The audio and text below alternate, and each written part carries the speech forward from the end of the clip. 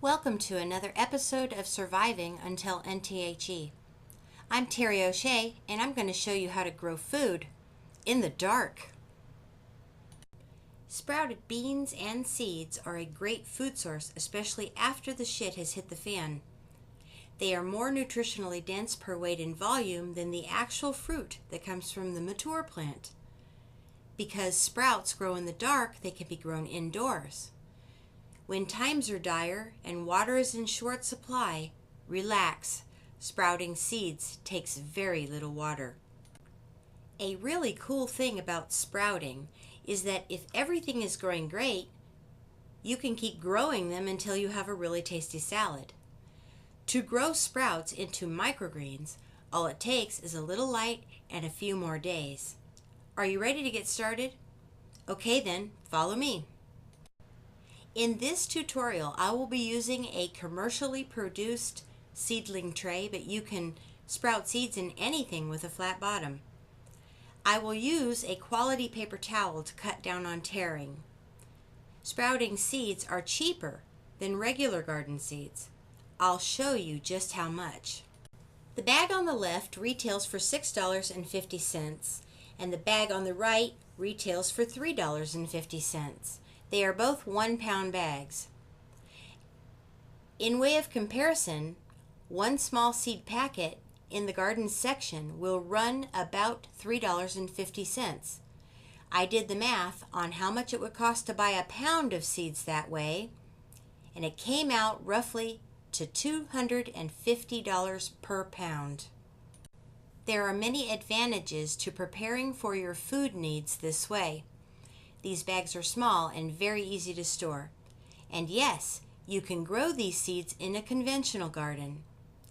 Imagine that it becomes impossible to grow food outdoors due to climate change or even nuclear fallout. If you had to grow food in your basement, sprouts make sense. Preparing the container is beyond simple. Just line the bottom with a few layers of paper toweling and that's it. You will want to wet the whole surface evenly. Leave only enough water to just slightly cover the toweling. Most seeds float, so too much water will make them pool more thickly in some areas. Once the seeds are in there, there isn't much you can do to correct it, so leave it alone. The seeds don't care if they are crowded. Most of these seeds are quite tiny, and that's the reason why I like to use an Old Spice shaker with large holes. Remember, more is not necessarily better. There will be many more duds the thicker you seed. I made this cover from an inexpensive sheet. All you need is a dark cloth that will allow airflow and at the same time be very dark. I needed a lot of these, so a twin-size sheet was perfect for me. Yes, you read that right. Day 5. You won't even have to touch it for the first 4 days. Pour the water very slowly until the toweling is wet, being careful not to float the young sprouts. You can use a sprayer if you want. On day 7, you will want to uncover the tray and give it a little light. I use an ordinary lamp because I grow these in my basement. Greening typically takes 1 to 2 days. For microgreens, simply allow a couple more days in the light until you see leaf development. It's harvest time and you will want to have a container ready for your sprouts. It is best to firmly grasp as large a group of sprouts as you can and use a peeling motion. You will want to hold the toweling with your other hand. I have found Viva paper towels to be the best for this. They do not break apart like some of the more inexpensive brands. As you harvest, you will want to try to keep the sprouts grouped with the roots together. Keeping the roots together makes it easier when placing them root down in the container.